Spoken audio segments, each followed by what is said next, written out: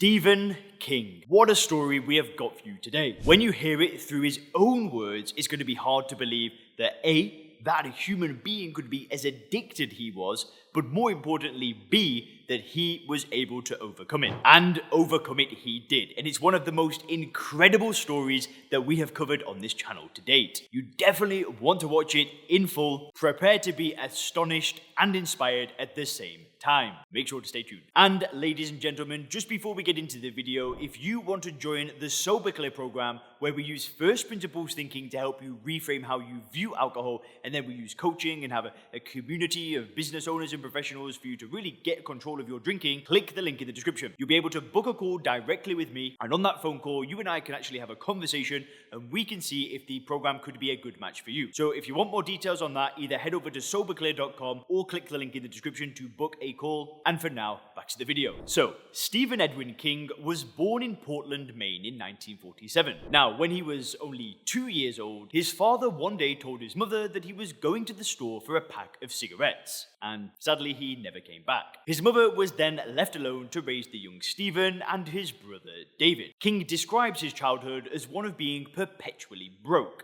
hardly ever seeing any money. He started writing stories when he was only 6 or 7. Around that time, he also found a box of horror and fantasy books that his father had left behind, an event that set the tone for the kind of fiction that he would then go on to write. King studied English at the University of Maine and graduated in 1970. It was here as an undergrad that he met his future wife, Tabitha Spruce. King had several odd jobs during his studies, including janitor and working at a gas station. Following his graduation, he sold short stories to men's magazines, but struggled to get any of his major novels published. All this time, his wife was working at Dunkin' Donuts, and the couple was living a very basic life, not even able to afford a telephone. Now, it was his fourth novel, Carrie, that was finally accepted for publication by a small publishing house. This was a novel that he wrote on his wife's typewriter, as he still couldn't afford to buy his own. Now, Carrie tells the story of a troubled high school student who goes on to develop telekinetic powers and exact revenge from her abusive classmates. After writing the first 3 pages, King threw them into the garbage. His wife pulled the pages from the garbage and convinced him to finish the book, saying that she saw something special in it, and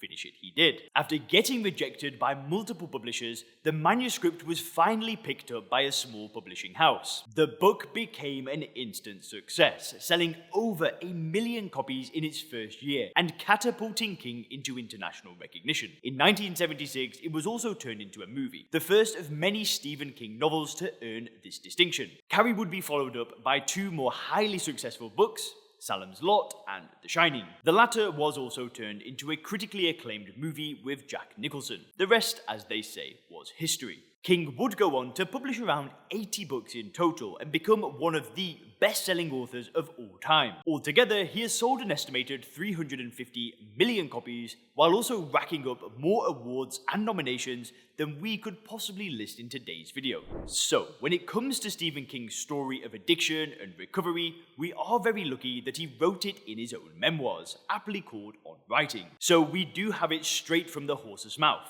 In the memoirs, he describes the whole story, from the first steps to addiction until his long and painful recovery. He first got drunk in 1966, still a high school senior. He continued to drink moderately throughout the years until his mother's death from uterine cancer in 1974. Her passing took a heavy toll on him, and his drinking got progressively worse. Looking back now, he identifies 1975 as the year he became a quote alcoholic. But at the time, he did not think he had a problem.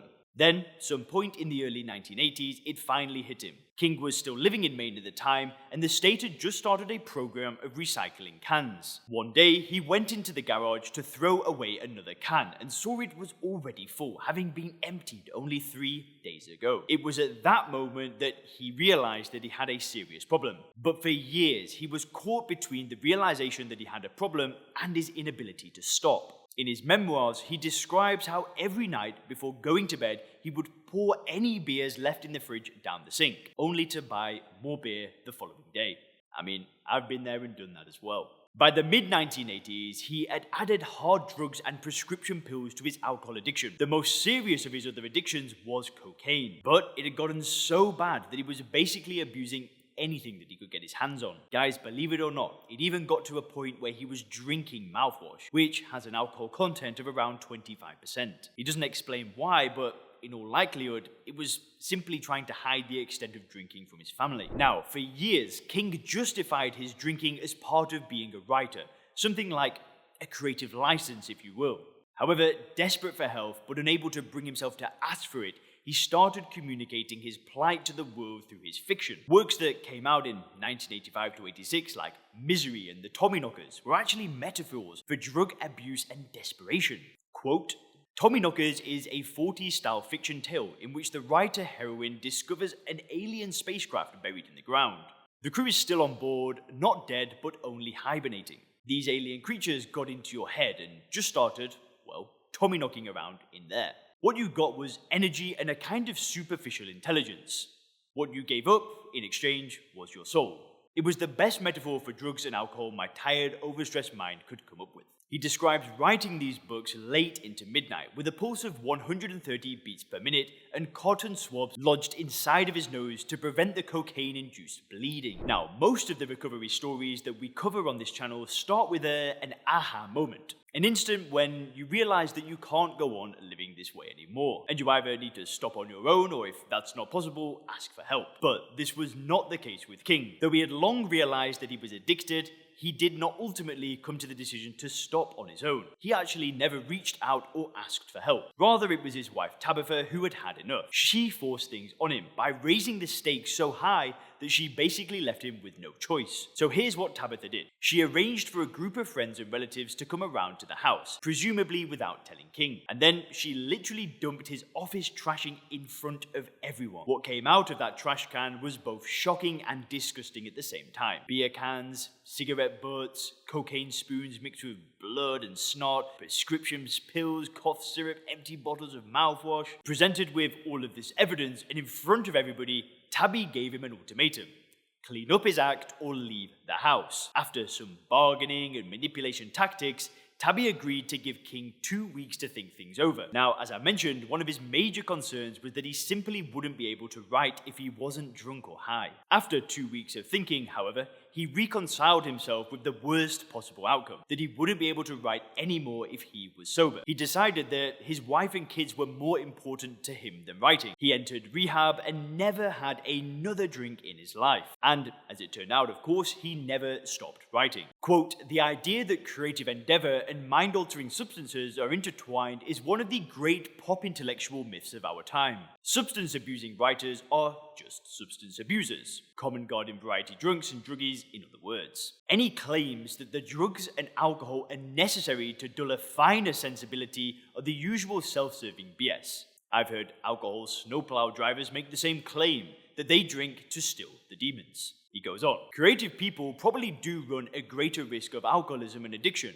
than those in some other jobs, but so what? We all look pretty much the same when we're puking in the gutter. Now, as we all know, giving up alcohol and drugs in 1986 did not in the least impact his writing career. He would go on to write dozens of books after this, some of which would become among his most successful works. But it was not easy at first. Quote, at the worst of it, I no longer wanted to drink and no longer wanted to be sober either.